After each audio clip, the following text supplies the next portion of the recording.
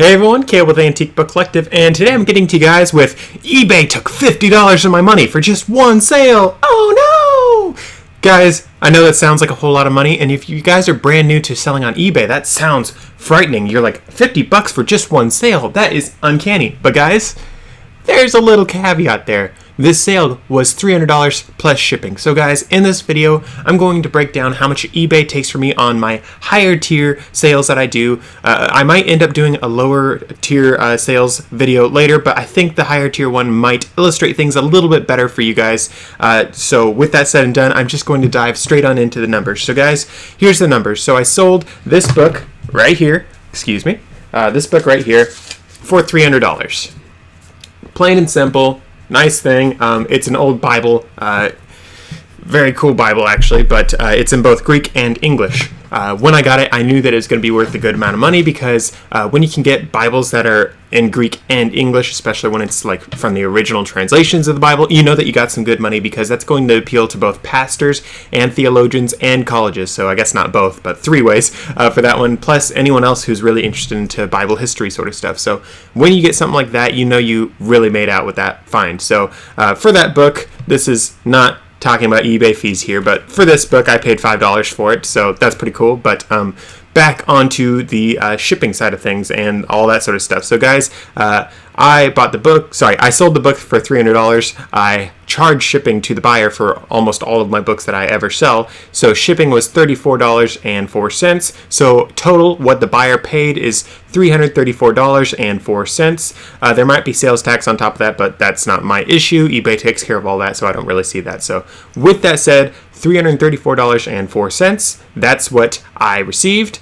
and what I end up losing due to eBay fees was $49.94 right off the top. That is the book selling fee.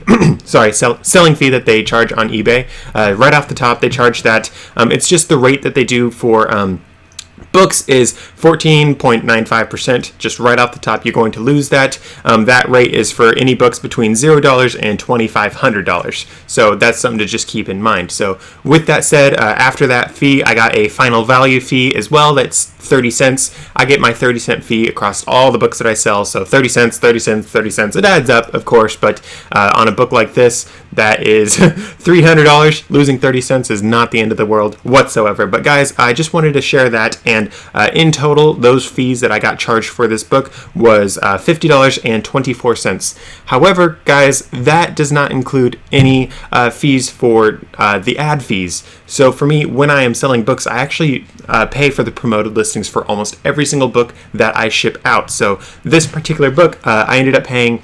$19.37 for my fees for this book. So again, that's not a huge amount of money. It's not the end of the world whatsoever, losing $20 on a $300 shipment, but it does definitely add up, and that puts our total almost to $70. So that is something to keep in mind for you guys if you guys are doing this for a business.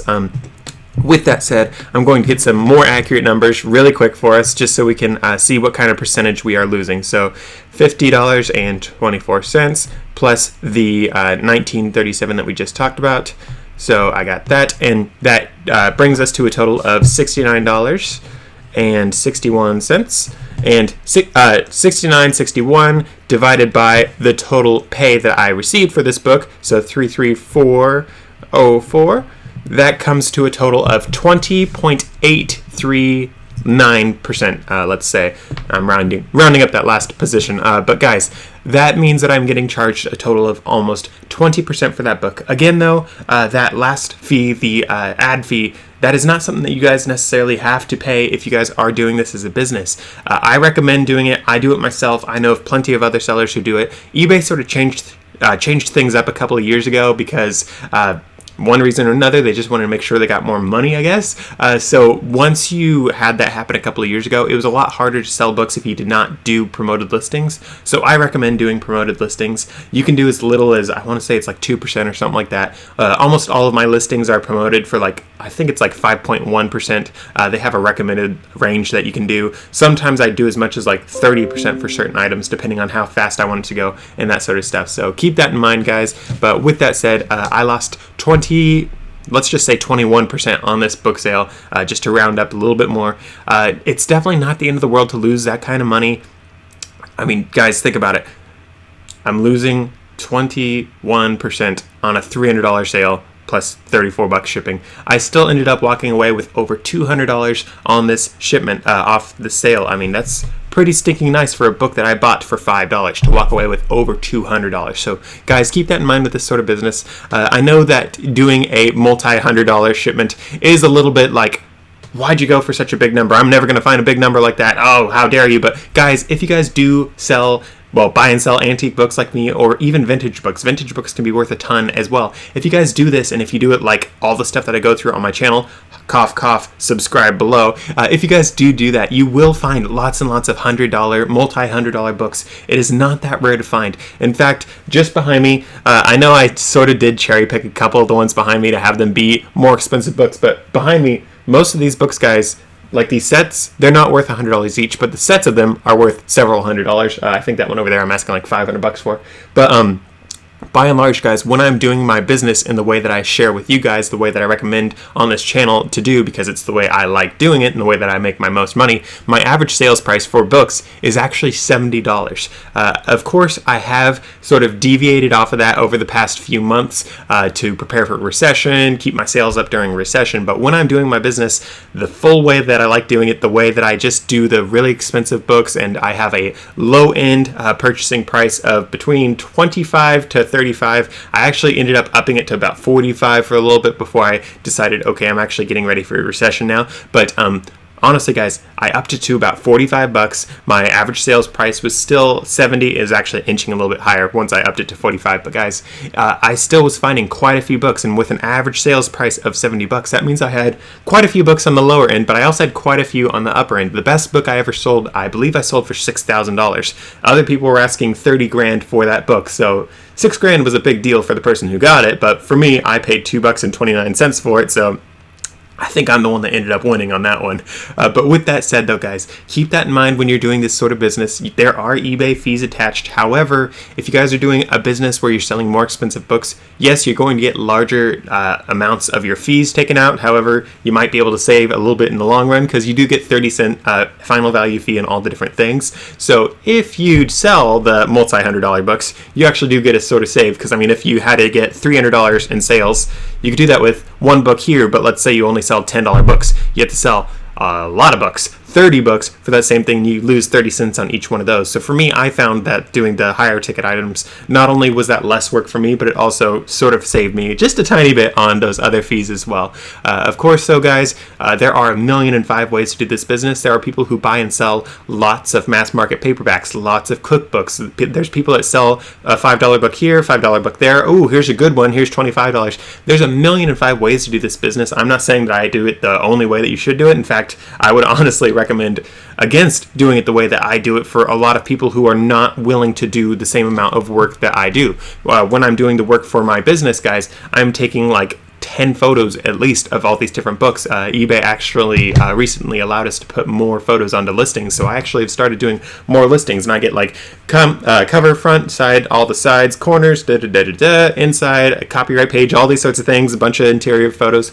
I do all that sort of stuff. I'm doing a lot of work for these listings, but in addition to that, when I'm out sourcing for these books, I grab a book and I'm like, okay, here's this title on the spine. Let me open it on up. Okay, it's from this year. Here's the author. I type all these things in, and that's a lot of work to go into it. And people might be scared of doing that. There are a lot of people that are scared of doing that. Or in addition to that, there's people who go to one thrift store and they're like, I didn't find any antique books. This entire business is a scam. You're a scam, Mr. Caleb. How dare you? I hate you. Da da da da da. There's a lot of people that are like that. So I don't recommend it for everyone, because there are people like that, who are not willing to do the work, who are not willing to be like, okay, I struck out on this one estate sale, this one thrift shop, this one this or that. I know for a fact that this Caleb guy is not lying, because why would you lie on so many videos on YouTube? So I'm going to give it one or two more shots. And guys, for me, when I first started my business, I went to a couple local thrift stores, just like the smaller chain thrift stores, and I found some vintage books that were worth some money, but I didn't really find anything that was like amazing. But then I ended up going to Goodwill Outlet, which is somewhere I recommend you guys go if you guys are starting this business. But I went to Goodwill Outlet, and that's where I finally found my first book from the 1800s, I believe. It could have been somewhere else, but I think it was was Goodwill Outlet. Guys, Goodwill Outlet has been, it's treated me so stinking well.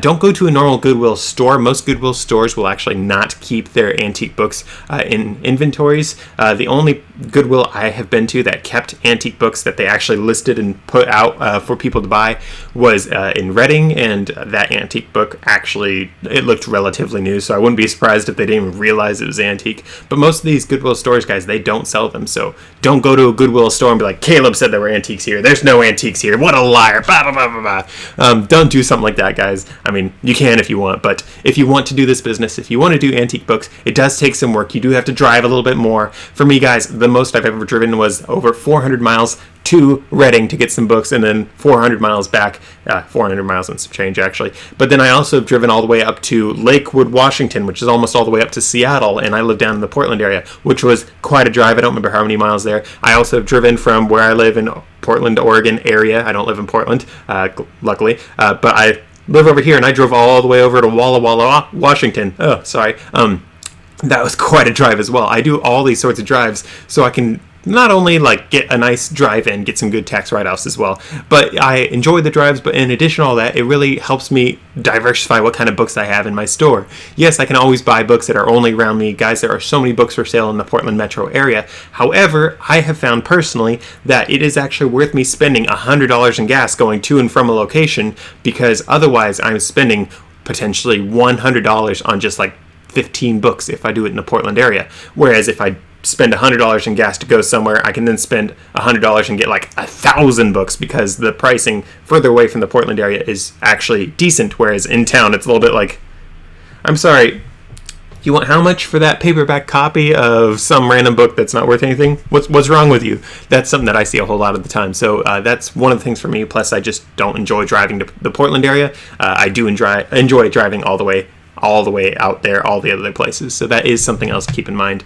I know this video does seem a little bit rambly, but this is something that is important for people that are thinking about getting into this business, are brand new to this business, or just want some encouragement to be like, okay, is this really worth it? How much is eBay going to take? Like, I know for me, when I was doing Amazon FBA, that's one of the first businesses that I did. That Amazon FBA business, it sort of branched off into eBay like right quick, and then before long, it actually ended up going to just eBay only, just because the fee differential. So guys, when I did Amazon, I was doing Amazon FBA, which meant I took all the books, put them in a box, paid for shipping to send it off to Amazon, and then Amazon would take it all, charge me $1,000 million trillion in shipping fees and all these other fees and all the other insane fees, and I'd end up like, oh, here's 15 cents for these 500 books you sold. And yes, that's a huge exaggeration there, sorry, but that is something that I was like, okay, so I'm getting this much in revenue on Amazon, but I'm only keeping this much. However, in revenues, I am doing like this much in revenues on eBay, but I'm keeping this much. Guys, the amount of money that I was able to keep on eBay is what actually made me hop over to eBay exclusively. I mean, the fact that I could keep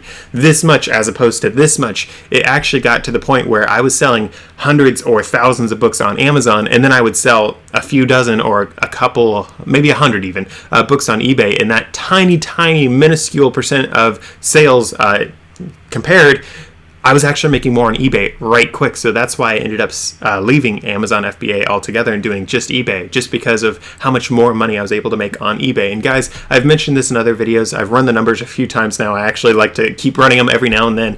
When I'm doing my business with the antique books, how I like doing it with all the beautiful books that I love doing, when I'm doing this business, guys, full time, I actually make about $100 an hour, which I know that sounds amazing, but guys, keep in mind, I do not work 7 days a week, 24/7. I actually only do a few hours here, a few hours there. Sometimes I do a little bit more as I'm going out and sourcing and getting a whole bunch of new books to list. But by and large, I just do, okay, I'm listing 5 books today. I'm listing 5 books today. Okay, I'm actually busy for the rest of this week, so I'm not doing a lot of time. I'm doing this business as a very, very part-time sort of thing right now. But back when I was doing this full-time, 24/7, kicking my own booty as I'm working as hard as I can, I was still able to maintain those sorts of numbers on how much I would make hourly. So that is one of the reasons why I recommend this business so heavily to people.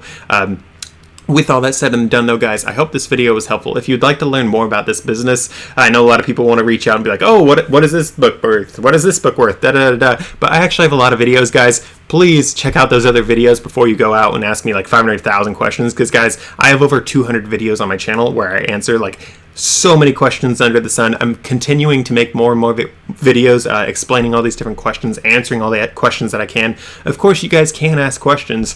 I'm not saying you can't, but please ask the Facebook community. I have a Facebook community linked below. I also have a list of recommended supplies that I get affiliate income off of. But be sure to check out the Facebook group and ask people there. There are people there that are willing to help. Not saying I'm not willing to help. It's just I got 1,000 other businesses. As I already mentioned, guys, I only work on this business a few hours a week. Sometimes I don't even work on it for a week because I'm working on all the other businesses because, again, end of the day, I do have a lot of other stuff going on. And you guys probably saw in this video, I do have some sunburn going on. That's because I was actually out doing some gold mining, gold prospecting, all that sort of stuff over this past week.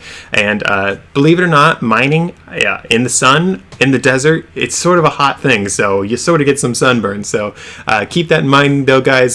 Please don't murder me with 100 million questions. I do like answering some questions for you guys because, let's face it, we do need some experts in your lives, our lives, that sort of stuff. I'm not an expert. I don't see myself as an expert whatsoever. In fact, I see myself, guys, as sort of like a talentless hack, if we're being honest. Like, you hear about the actual experts in the antique book business, and your jaw drops a little bit. You're like, how do you know all this? And I'm just sitting here like, listen, guys, I know you think I know a lot of stuff, but I'm 24 years old. I started this when I was like 19. I don't know diddly squat. You know what I do know? I do know that this book's worth this much and this book's worth this much because I looked it up myself. Guys, you can look these things up yourself on eBay. Just type in the stuff. It's best to go onto the sold listings, but honestly, just the current for sale listings are pretty good. If that you can't find it there, go onto Google. And yeah, you might not find your exact copy of a book. You might not find, say, this book from 1944, but there is one from 1943. The price is probably quite similar between those two books, unless the 1943 is a first edition and yours is like a 16th printing or something like that. There are some issues there, but by and large, guys, you don't need to get the exact comp for a book. It's sort of like buying a house. When you're buying houses, your realtor will pull up comps for other prices of things sold in your area.